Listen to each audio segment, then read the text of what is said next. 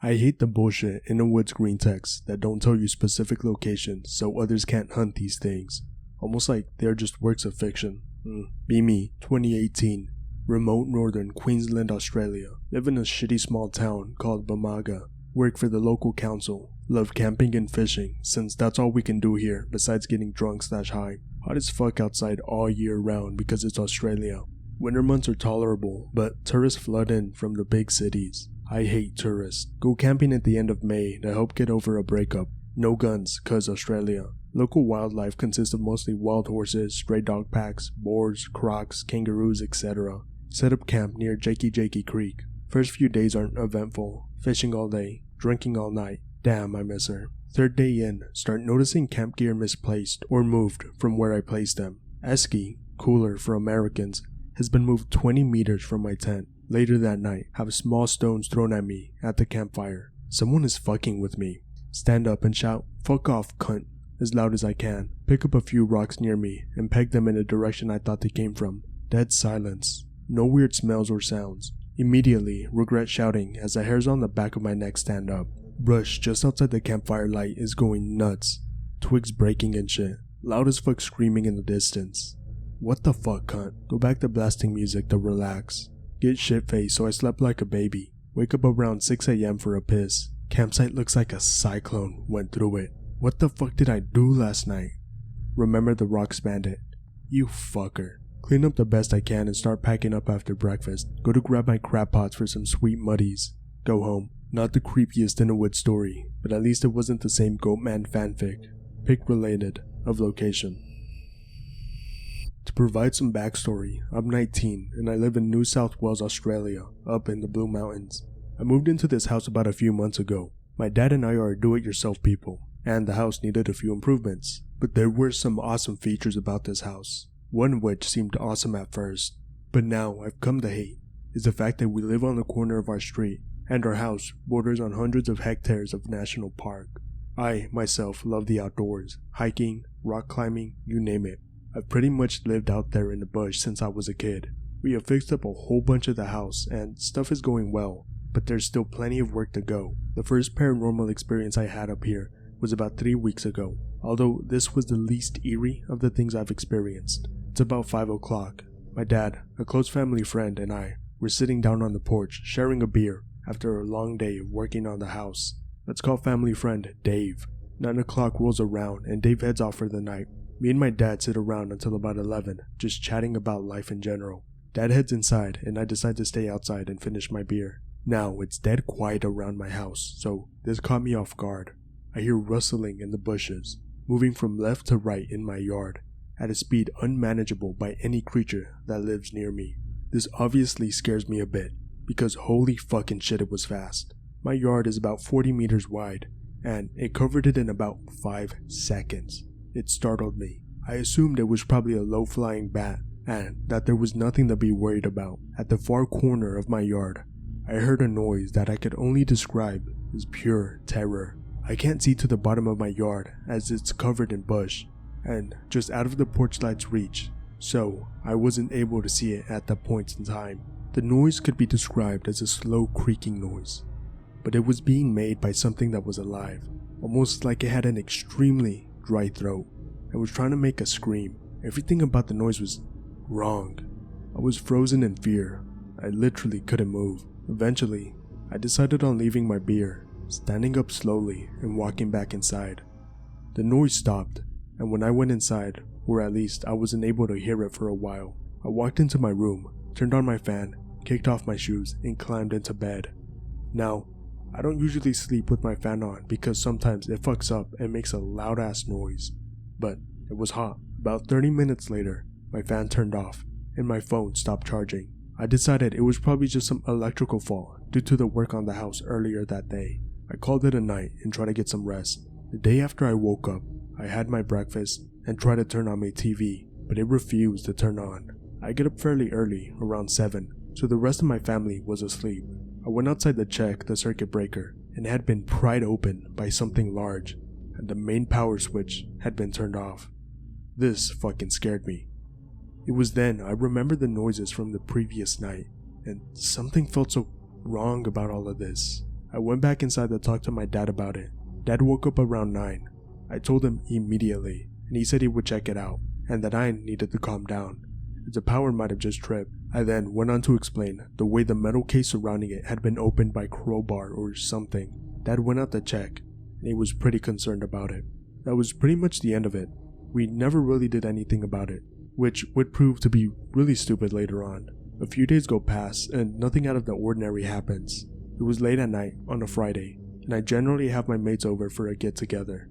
So we were all sitting around the porch, chatting about guy shit, when the fucking bushes rustled from right to left at the front of my yard, like it did a few days earlier. I started shitting it and explained what happened to my mates. Let's call my friends Matt, John, Paul, and Ray. Matt is a frequent X-user and believes in spirits, ghosts, demons, and the usual spooky stuff. Matt works as a plumber and drove his ute over here. Him and Paul drive the ute down to the backyard so that they can use their high beams to see what it was. Me, John, and Ray sit around and try to see what it was, but pretty much just end up staying quiet. John speaks up. Probably a fox or some shit, man. Me and Ray both spend a lot of time in the outdoors and explain there's no way a fox moved through the thick brush so quickly. We stop our bickering as we can hear an engine start in the distance. Matt drives his ute and turns on his high beams. That was the first time I saw it. The engine stopped and I looked over at the car. About 5 meters from the front of the car was a white, pale figure no taller than 5 feet that had arms so long they touched the ground.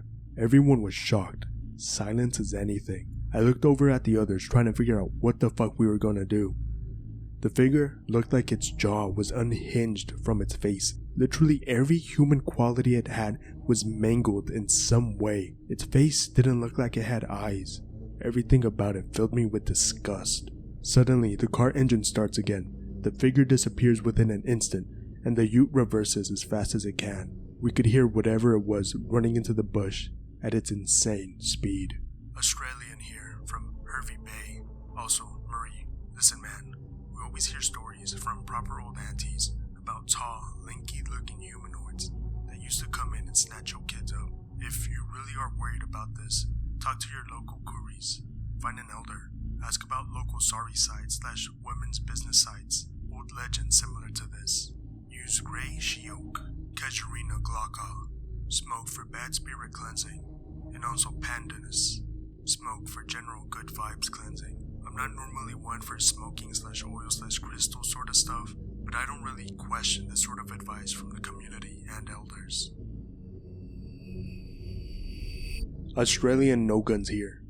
Wanna know my creepiest story of the in a bushland shit? Hunting bush pigs with crossbows. Me and 2 other guys. Luckily, it's 3 of us, because personally, just 2 dudes sharing a tent feels kinda gay. Didn't find shit the first day. Tried to shoot fish out of the river with crossbow. Didn't work. Open fire tilapia. Tasted alright, but made me nauseous. Second day, we find the bush pigs. I swear to God, this is true. We spot one, about 30 to 40 meters away, kind of limping. Looks kind of old and gray, but fuck it, I'm hungry for wild pork. Pursue it for about 10 minutes until we're sure I can't see us, and the wind died down, but he takes my crossbow. Embarrassed myself enough trying to go fishing with it. He shoots. As soon as the bolt takes flight, the bush pig stops limping and breaks into a full sprint. Didn't even land close to him. If we had a gun, the tricksy cunt would be dead. Then we hear the scream. Not a bush pig squeal, a bush pig scream. 2 of the fuckers leap out of the bushes and charge us. I've seen my dad's bush pig injuries. Immediately nope up a tree. My friends follow suit. Takes about 5 minutes of them staring up at us squealing for them to get bored and leave. Those fucking pigs baited us. Waited till our guard dropped, then ambushed us. I heard they were clever, but that was some lion hunting tactics. Been terrified of the fuckers ever since. Not a big happening, but some Australian OC, as Aborigine X shit doesn't get posted a lot. I'm around 13 to 14 at the time. My mom is a support worker / carer / community helper, etc. sort of deal. Tells me one day that I'm going with her to this Aboriginal community get together / meetup. I protest as I just want to neat and play games at home. On the drive, for the first time in my life, realized just how serene the Outback can be. Tranquility achieved. get there, and it's like this campsite with some built up modern little motel rooms / cabins, but super fucking remote. Basically do normal setup and campsite shit for the day, learn some Outback advice from some young guys that like to camp out. They teach me definitely not what to fucking eat / touch / do in a remote situation like that. Oh, fucking sweet, just like my games.jpg. The smiles drop from their faces as they look me straight in the eye and tell me the most important information for being out here is to be told by the elder tonight. Okay, what the fuck? That was some spoopy shit, so I told my mom, and she said it's probably worthwhile to have a listen and decide for myself, as they are connected to the land spiritually in a way we might never know. Dinner rolls around, and at first I'm like, fuck this, man, the food's gonna be like shit. God damn, I just want some spaghetti bog or something. Turns out they made some kangaroo stew and fresh dampier, which to this day is some of the best campfire grub I've ever had. And go back for seconds because I was a fat cunt. We eat and talk around the campfire, little groups of combos at first, and then the elder starts to gradually take point of the conversation. She tells us dreamtime stories of how everything came to be and how their people listen to what is not heard and not seen. She eventually broaches the topic of spirits and how just important they are and equal to the living in every way and must be respected. Goes on to say whether good or bad spirits are integral to the way of life, as there's much to learn from these spirits. Explains that spirits are drawn to intense emotions and feelings, whatever end of the spectrum, I guess you could say. Tells us that the living in particular with intense readings can be targets for these spirits, good or bad. Sometimes though, when life is lost too, soon spirits can return / linger. She used a native word for it, and the guy sort of, I guess, he crunched his forehead trying to translate that for her. Now, at this point, I'm completely enthralled. Call it how you want, but she was very passionate about the land and her stories, and they were interesting too. Woke the fuck up with what she said next. I noticed she's now looking at me, but honestly, it feels like she's looking at my mind and my soul. To this day, no one has ever struck the same feeling into me. She eyes me for a few seconds, says not before looking above my left shoulder and right shoulder, but above.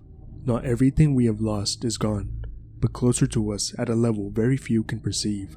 Open your heart, and the goodness that is there will be for all to see. What.jpg? It's important at this point to mention, I have 2 dead brothers, but that comes later. Everyone was just listening to her, and trying not to make eye contact with me at the time. She bows her head, as if it took effort. We had a good night tonight with some tucker, and I hope everyone had a good time. There's only one thing you have to do tonight. Her smile faded, and she looked at everyone, before staring at me again, with that fucking soul-piercing gaze. Do not go outside tonight. Your translated word here from one of the other guys, bed / resting place is safe. And I've made sure you won't come to harm. But that is if you act in according to our laws and respect our spirits.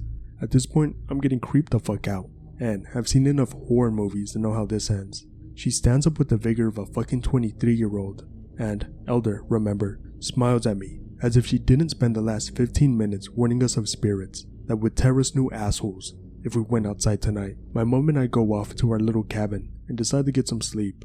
I get a chance to ask her though, before what she thought. She frowned and said no matter what I believe, I should stay inside as a sign of respect, no matter what I thought, as they would end up being deeply offended. Do you believe them? Just because we don't understand how some things work in the world, honey, doesn't mean they aren't there or real. So is that a yes?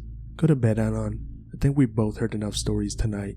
There were 2 singles, and unfortunately they were uncomfortable as shit, but I slept on the one closest to the door, along with some other lightly furnished stuff, including 2 chairs, both facing their backs to the windows. 3 AM rolls around, and on the spot, something is wrong here. No, something is very wrong here. Every single one of my hairs on my arms and legs standing as straight as a fucking arrow. I have this clenched feeling / twist in my gut / chest. Come on, a heart attack at 14? Surely you're fucking not. As time goes on, it gets worse, and the entrance side of the cabin is getting really, and I mean really fucking cold. For perspective, it was a hot and muggy night in Australia, so even a 5-degree temperature change would have been noticeable. This felt like it was a giant fucking freezer on the other side, even from the bed. My dumbass tosses up whether or not it's a good idea to check what the fuck it is. I felt something different though from the 2 chairs, slowly but surely 2 warm auras. Feelings? I start to hear this low moaning and wind gushes of just this awful, and I mean awful, wailing. I try to block my ears, but my chest could feel this shit, so I man up and get out of bed. I put my ear to the door, and the best way I describe what I heard was a soul being sundered in two, and in the same nanosecond being stitched back together. What I heard was the pain of that if it happened to a fucking person, and that's just one. What I heard in total around the fucking cabin was a miasma of them. I step back and prepare myself for big nuts moment, and go for the handle. The two auras I mentioned are now on each side of me, and with senses I can't name or even describe, I saw them, or better yet, perceived them. They were both golden, in this warm yellow light that I maybe saw for a second. One held my arm going for the door handle, and the other one held my shoulder. Nothing needed to be said, but deep down, inside I was told not to fucking open the door.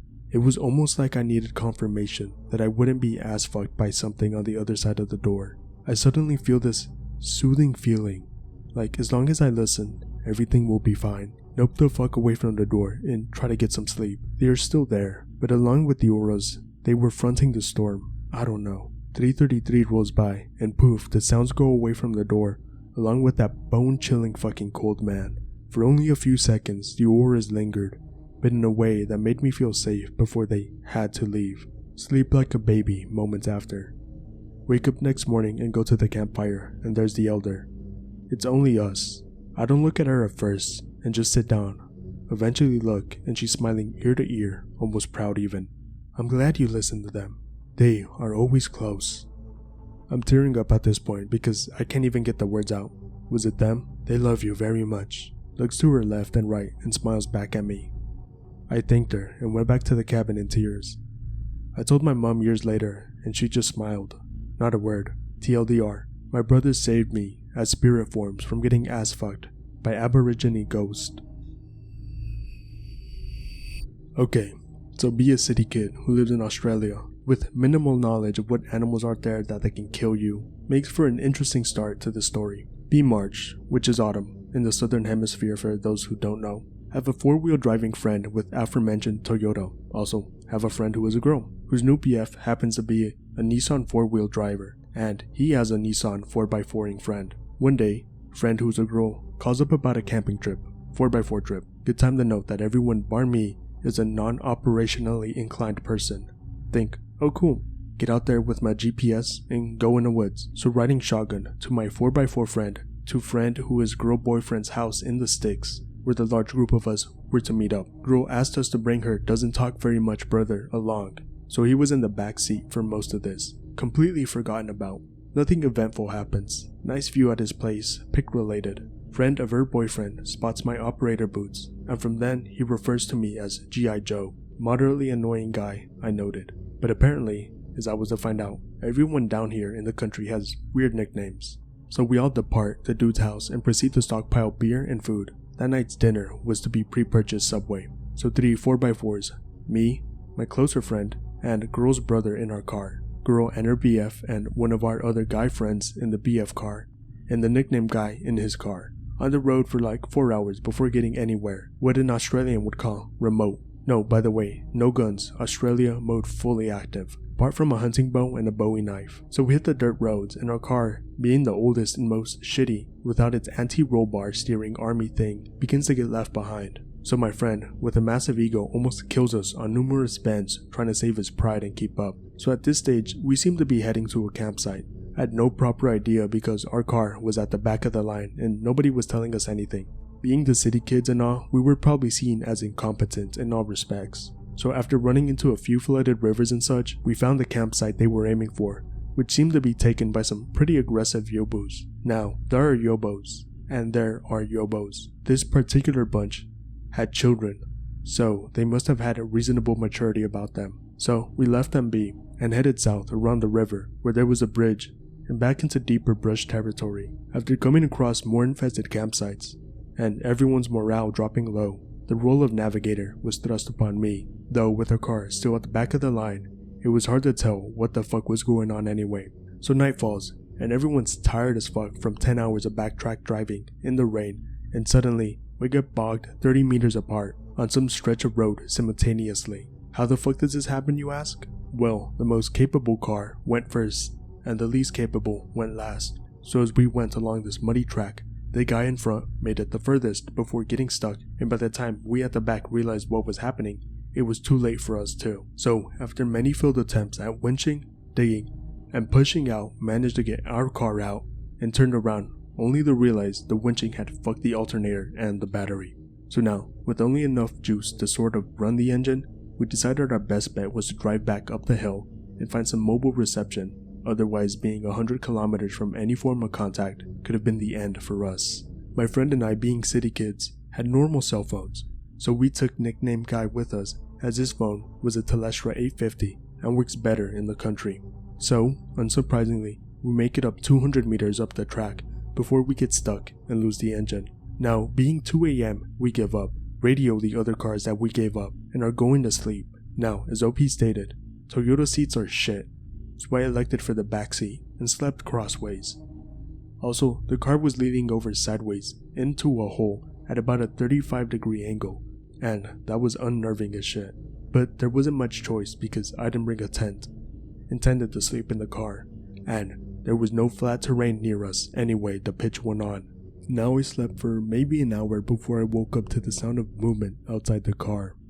Operator mode activated. Torch on.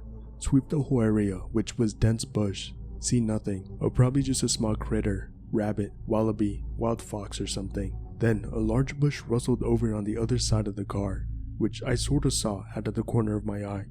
Jumped like a bitch. Okay, it's probably a kangaroo or a wombat or a wild pig. We are 100 kilometers from fuck all after all, and we never saw any other cars after those campsites, so I wasn't really expecting a human threat. Now I remember there are 2 other people in here who are still fast asleep, so I reach over to turn the headlights on to get a better look. Oh, right now, fucking power. Then there was a metallic scraping sound on the back door. Okay, what?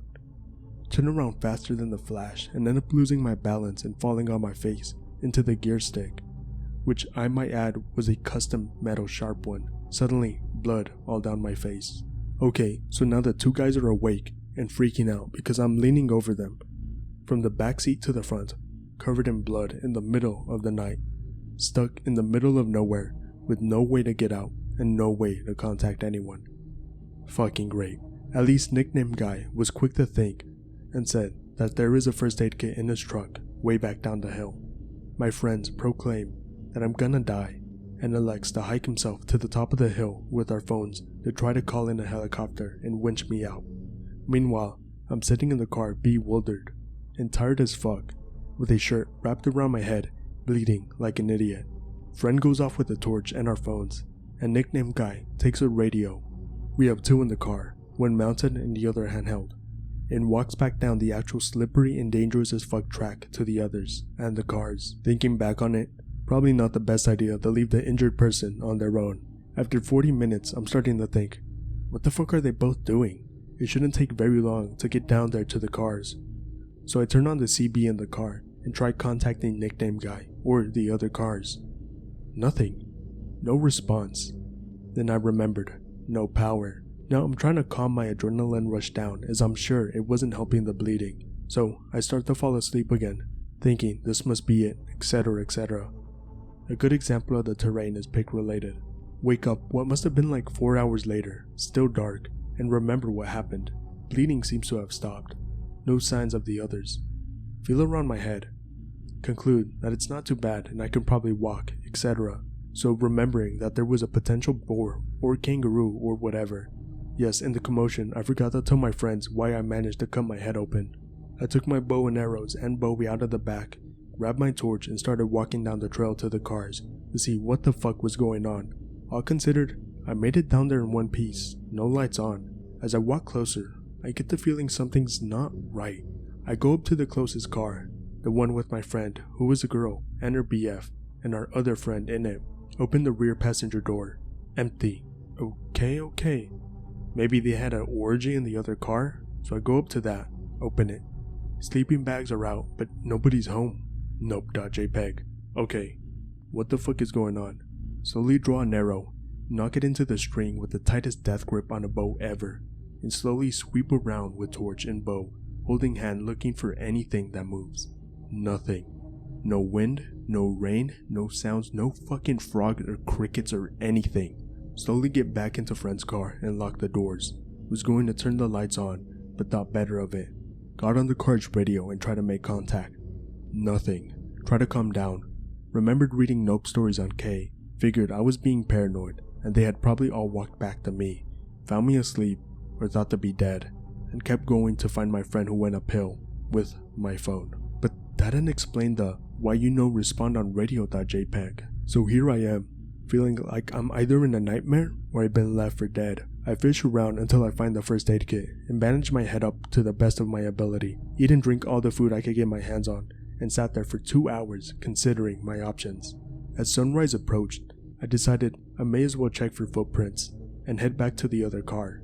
After getting out, I found that there must have been a lot of groundwater flow because everything was mud. There was no footprints or boot holes anywhere around the car. Was it aliens? Or had they just been washed away? So I'm halfway down back the track when suddenly, bushes. Am I saved or is it animals? Draw bow faster than ever before and yell, "Who's there?" No response. Oi mate, still nothing.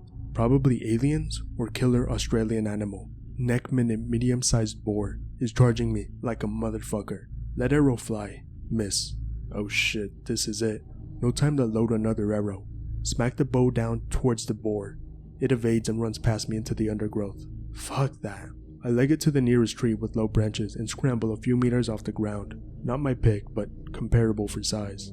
Suddenly, green ants and spiders all over tree. Fuck this. Onto ground, new arrow loaded. Second arrow between teeth. Knife also in bow hand. Sprint uphill to the car. Get on roof of car. Prepare to shoot death boar. Nothing, but looking Rambo as fuck. So, 5 friends missing, presumed eaten by boar. No contact or anything. Waited until midday, when, being the optimist, I operated back to the other cars in case they had returned there. No boar, no people. Checked food and water situation. Enough food to last a week. Seeing we brought enough food for 6 people, and there was only 1 now. However, I didn't want to eat everything and then find the others and have everyone else starve. That aside, there was only like 5 liters of water. Not good. Used the daylight to reassess the stuck car situation. Focused on the most capable car. Realized could probably get it out with wood chunks and a winch. 3 hours later of chopping and cursing, the car was out. Thankfully, nickname guy was trusting and left the keys in it. Drove for about 3 hours around nearby tracks looking for footprints or anything that might tell me where my friends were. Drove back to the bog site twice until I realized there might not be enough fuel to get back to civilization and get help. I almost run over someone. It was the girl's brother, the quiet one. Now, I was all like, hang on, where was he since we got stuck? He wasn't in the car when we slept, but I don't remember him leaving. I backed up the car and he was just staring at me like he didn't know me. I asked him where the others were. He said he didn't know. He said he didn't know in this strange monotone. Now, I was starting to nope that he didn't kill everyone. Either way, he got in the car and we continued to look for the others. As I said, he didn't talk much. It took 3 more hours to find them. Apparently, the brother had wandered off and they went to find him after they figured I had died. So it was quite a surprise for them to find me alive, let alone driving the car that was previously stuck. And now, I'm bored of typing, so to sum this all up, we all piled into the one car, drove to the nearest town, dropped me off to the hospital where I got stitches. They drove back with the CES and got the other cars out. Apparently one of the CES guys was attacked by a boar in the process, but they managed to run over it with the CES car. Go figure. And that's why we don't go 4-wheel driving anymore.